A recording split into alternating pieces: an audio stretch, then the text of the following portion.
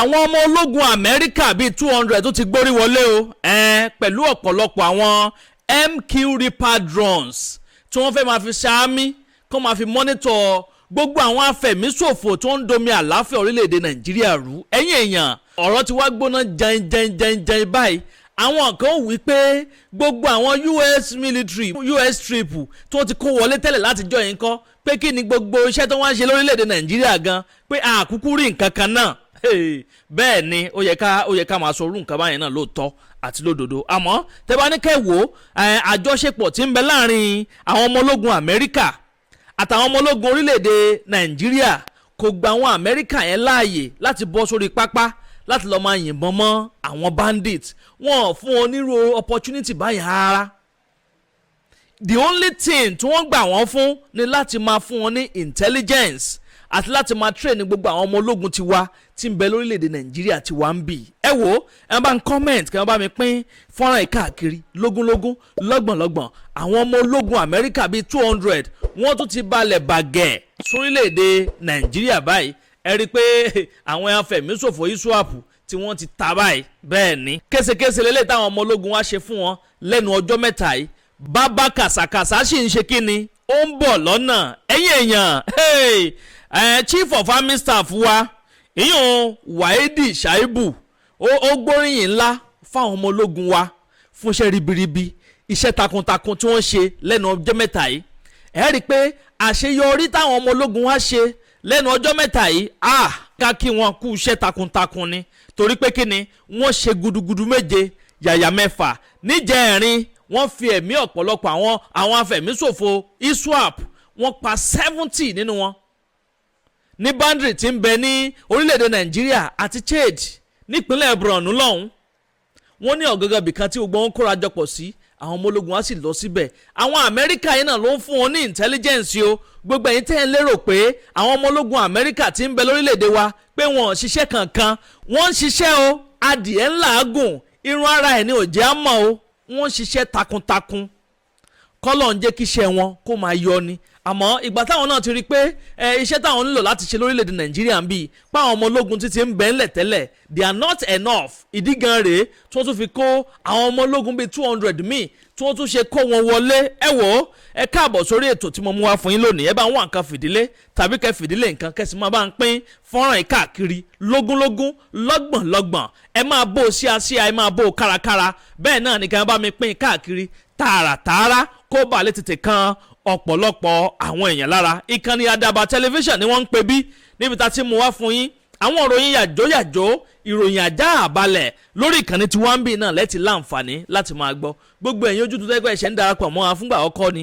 tẹ ò tí ì follow wa àbẹ́ ò tí ì subscribe ẹ bá ń tẹ follow button tàbí subscribe button tí ń bẹ nísàlẹ̀ fọ́nrán yìí. aago kélébé kan náà bẹ́ẹ̀ notification bell ni wọ́n ń pè é òun gangan ni yóò máa ta yín lólobó ní gbogbogbàkúùgbà tàbá ti ń ju fọ́nrán sórí la. láì dé ìnàpẹ́nu ẹja kan sínú agbami ètò yìí torí mo bá yín kó wá lóní sàn-sàn ni àti ní rẹ̀gẹ̀rẹ̀ fín. bẹ́ẹ̀ ni ǹjẹ́ ẹ ti gbọ́ wípé àwọn ọmọ ológun Amẹ́ríkà wọ́n tún ti gbórí wọlé o. àwọn 200 troops ni wọ́n ṣẹ̀ṣẹ̀ kó wọlé lónìí ni o. kódà ìròyìn eléyìí tí mo mú wá fún yín fresh ni fresh news. àwọn 200 troops ni wọ́n ṣẹ̀ṣẹ̀ kó wọlé kò wá kí n ṣàwọn nìkan ló gbórí wọlé o. ẹ wò ó àwọn Reaper drones MQ Reaper drones 9 ọ̀tọ̀ọ̀tọ̀ ni wọ́n kó wọlé. kí ni wọ́n fi Reaper drones yẹn ṣe? ẹ rí i pé Reaper drones pàápàá jùlọ MQ Reaper drones yìí ó póríṣi méjì. ọ̀kan wà tó jẹ́ pé tó bá ń fò lókè báyìí ó máa ju bọ́ǹbù ni a máa ju bọ́ǹbù sí gbogbo ibi tó bá ti discover pé àwọn bandit yẹn wà. àmọ́ ṣe eléyìí tó gbé wọlé yìí MQ Reaper drones eléyìí ó máa fi ń ṣalamí ó máa ń ṣalamí ni gbogbo hideout àwọn terrorists yẹn pátápátá ó máa figure wọn out lọ́kọ̀ọ̀kan léjèèjì. wọ́n sì sọ pé Reaper drones eléyìí pé ó lè lo 27 hours lójú òfurufú tó jẹ́ pé height tó máa attain lójú òfurufú ó máa ga gan to the extent pé àwọn bandit tó ń bẹ ní territory yẹn wọ́n lè fura pé nǹkan kan ń fò lókè arabi tí ń wò mọ́. kámẹ́rà tí drone yìí ní ó mọ́lẹ̀ rekete ní pẹ̀lú lens tó wà lókè lọ́hùn tó bá bẹ̀ sí ń wo orílẹ̀ báyìí a máa wò wọ́n tán yányán ni àwọn Reaper drones táwọn orílẹ̀-èdè Amẹ́ríkà tí wọ́n tún ṣẹ̀ṣẹ̀ gbé wọlé nìyẹn láti rí dájú pé àwọn afẹ̀míṣòfò yìí wọ́n ń wò èsì gbogbo wọn dànù. tẹ́ ò bá gbàgbé àjọṣepọ̀ tí ń bẹ láàrin US àti Nigeria military ni pé káwọn àwọn ọmọ ológun Amẹ́ríkà yẹn kọ́ wá train gbogbo àwọn ọmọ ológun tiwa tí ń bẹ lórílẹ̀‐èdè Nàìjíríà ń bì kọ́ dẹ̀ máa share intelligence gbogbo ìrìnkèrúdò àwọn afẹ̀míṣòfò yìí àwọn olóòmà bẹ̀rẹ̀ sí ní leak secret yẹn out fáwọn ọmọ ológun wa gbogbo bó ṣe ń rìn sọ́tún tí wọ́n ń rìn sósì tẹ́ ò bá gbàgbé àkọlù táwọn ọmọ ológun wa ṣe ní kòpẹ́kòpẹ́ yìí ní boundary Nàìjíríà àti orílẹ̀-èdè Chad ọmọ ológun Amẹ́ríkà yìí ló fún wọn ní intelligence tí wọ́n ń lò lọ́gán tí wọ́n notice pé àwọn ISWAP yẹn wọ́n ti kóra wọn jọ pọ̀ sí boundary yẹn wọ́n sáré ta àwọn ọmọ ológun wa lólobó pé ó yá ẹ gbéra pa ẹ tètè máa lọ síbẹ̀ wọ́n ń bẹ́ẹ̀ báyìí wọ́n láwọn ọmọ ogun ojú òfurufú wa àwọn ni wọ́n gbéra tó bẹ̀ sí ju àwọn àkàrà tí ń dún gbàmù ọ̀pọ̀lọpọ̀ àwọn bomb wọ́n bẹ̀ sí jùlé wọn lórí lọ́kọ̀ọ̀kan léjèèjì ó dẹ̀ destroy a lot of them. kó bá dàbẹ́ ni pé mò ń ṣe àròsọ ọ̀rọ̀ ẹ̀yìn èèyàn ẹ máa gbọ́ wọ́n ní however the report said that the MQ-9 Reaper drones deployed to Nigeria are for intelligence gathering and not for air strikes. ṣé ń gbọ́ wọn ò fẹ́ lè ṣe àkọlù wọ́n fẹ́ máa fi ṣe alamí ni. According to Reuters, Major General Samalia Uba, Director of the Defense Information at Nigeria Defense Headquarters, confirmed that the US was operating assets from Bauchi airfield in the northeast. This support built on the newly established US-Nigeria Intelligence Fusion Cell, which continue to deliver actionable intelligence to our field commander. Mr. Uba said, our US partner remains in a strictly non-combat role, enabling operative led by the Nigeria authorities. nǹkan tó ń gbìyànjú láti sọ wípé ni pé àwọn ọmọ ológun tẹ́ ń wò yẹn o tí wọ́n gbórí wọlé wọn láǹfààní láti lọ́ọ́ máa dojú kọ àwọn afẹ̀míṣòfò àwọn ẹgbẹ́ afẹ̀míṣòfò ISWAP kọ́ máa dojú kọ wọ́n one on one kọ́jọ́ máa yìnbọn mọ́ra wọn ò fún wọn nírú privilege báyẹn tó bá jẹ́ pé wọ́n fún wọn nírú àǹfààní báyẹn ni àwọn ọmọ ológun Amẹ́ríkà ti gbórí wọnú igbó tipẹ́tipẹ́ abẹ́yẹn èèyàn ṣe fẹ́ kí wọ́n fún wọn ni wọ́n kàn sọ ipò léwu náà ni pé táwọn Amẹ́ríkà bá ti wá wọlé sí wàhálà tán tó ti gbilẹ̀ tán nígbẹ̀yìn náà àwọn náà lè máa ṣe nǹkan kan tó yẹ pé à nílò ìtorí ẹ̀ ni wọ́n fẹ́ fi fún wọn ní gbogbo privilege yẹn tán. The only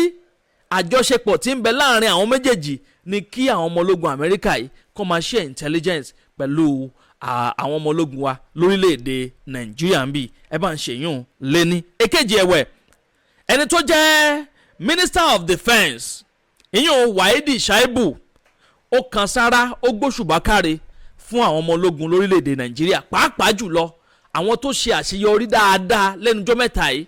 tabaníkàwọ̀ ẹ́ rí i pé ọ̀pọ̀lọpọ̀ àwọn bandit yẹn àwọn Boko Haram làwọn ọmọ ológun wa ti fẹ̀mí wọn ṣòfò dànù lẹ́nu ọjọ́ mẹ́ta yìí tó jẹ́ pé wọ́n pa wọ́n nípa àfọnáfọ́nsú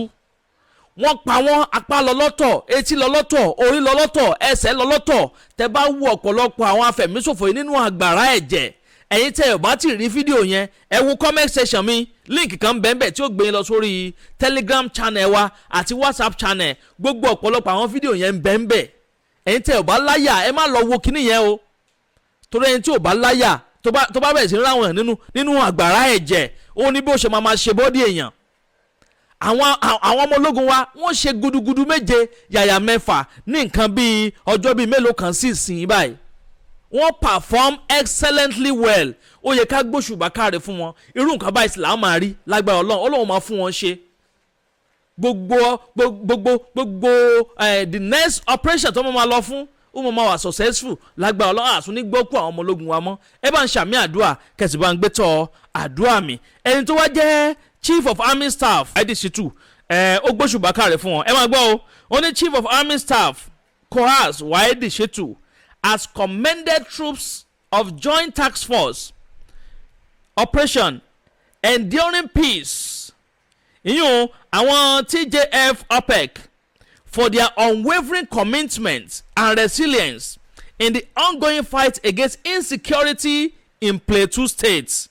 ṣé ń gbọ́ báyẹn ó gbóṣùbà káre fún wọn fún iṣẹ́ ribiribi iṣẹ́ takuntakun tí wọ́n ń ṣe pàápàá jùlọ nípínlẹ̀ Plateau tó ta bá ní káwọ́ àwọn ọmọ ológun wa ń gbìyànjú o wọ́n ń gbìyànjú wọ́n ń ṣe gudugudu méje yàyà mẹ́fà ẹ jẹ́ káwa náà gbóṣùbà káre fún wọn kórì wọn bà lè wú àwọn Yorùbá bọ̀ wọ́n ní yìnyínyìnyín kẹ́ni ó sèmí bàbá erékù ni èèyàn tá a bá ṣe lóore tí ò dúpẹ́ bí ọlọ́sà akónilẹ́rù ni bí ọlọ́sà akónilẹ́rù láì gbèsùmarè a gbúdọ̀ yẹ wọn sí ká máa mórí wọn wú tẹ́ bá wo ìgbà ayé Jonathan gbà yẹn tó bá ti pa àwọn ọmọ ológun wa ṣe dáadáa ó máa lọ síbẹ̀ kó dà bí ààrẹ ta ní láyé òde òní ẹ rí i pé kò pẹ́ kò jìnnà nísìn ni ààrẹ wa lọ sórílẹ̀‐èdè United Kingdom National Security Adviser wa ó tẹ̀lé wọn lọ igbákejì ààrẹ ó tẹ̀lé wọn lọ Godswill Akpabio náà tẹ̀lé wọn lọ ọ̀pọ̀lọpọ̀ àwọn tó jẹ́ jàǹkànjàǹkàn tó jẹ́ most important part of the government bodies lórílẹ̀‐èdè Nàìjíríà gbogbo wọn pátápátá ni wọ́n tẹ̀lé Tinubu lọ sí orílẹ̀‐èdè United Kingdom àwọn wo ní bá àwọn people yìí sọ̀rọ̀ náà ìlú ń bàjẹ́ gbogbo àwọn tó yẹ kó ń ṣojú wa wọ́n kàn travel káàkiri ni Àjàlá the traveller àfi kọ́ lọ́nba Èdùmàrè kó máa ṣaláàbò ẹ̀ lórí wa Ìbà Gani Adams jáde láàárọ̀ yìí ẹ̀tẹ̀ bá gbọ́ pọ̀lọpọ̀ àwọn ọ̀rọ̀ tí wọ́n sọ pẹ̀lú bóyá sọ wípé àwọn àmọ̀tẹ́kùn yẹn gan wọ́n ti náwó kan wọ́n ti tọwọ́ kan àbòsí bọ̀ wọ́n lára àwọn olóṣèlú ti bẹ̀rẹ̀ sí ní lò wọ́n how long la máa continue pẹ̀lú jẹgbọ̀jẹgbọ̀n ọ̀rọ̀ ètò ààbò tí gbogbo ẹ̀ tó ti dojú míì lórílẹ̀‐èdè Nàìjíríà wọ́n ti rank Nàìjíríà báyìí as the fourth most dangerous country to live in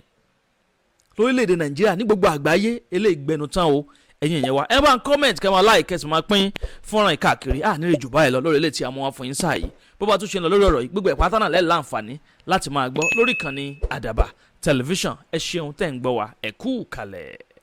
agbe ní gbére pàdé olókun àlùkò ní gbére pàdé ọlọ́sà òdìdẹrẹ́ ní gbére pàdé wọn lóde ìwò fún ìwọ ọmọkùnrin tí nǹkan rẹ̀ ò ṣe déédé ìwọ ọmọkùnrin tí ṣàyàwó rẹ̀ ó ṣẹ̀ṣẹ̀ mọ gbọ́ jìgìjìgì lára lójú lọ mú kára rẹ̀ ó tó le ìwọ ọmọkùnrin tó ń retí ọmọ bíbí ìwọ ọmọkùnrin tó fẹ́ ṣe nǹkan tó dáa láyé pẹ̀lú aya rẹ̀ tí ìfàyàlòyà tí ó fi di nǹkan tó dáa ìwọ tásítọ̀ rẹ̀ ń sàn tí ò kí tó láti dọmọ ìwọ ọkùnrin tára rẹ̀ ò le ìwọ ọkùnrin ṣe ẹ̀kan dìde ìwọ ọkùnrin tátàn rẹ̀ ò dúró déédéé ìwọ ọkùnrin tó ń retí ọmọ ìwọ ọkùnrin tó ṣẹ̀ṣẹ̀ ṣègbéyàwó ọgbọ́ capable herbal energy capsule ló nílò fún gbogbo àìṣedéédéé ara rẹ̀ kó o lè jẹ́rìí sọmọ bíbí àti nǹkan tó dáa láti ṣe.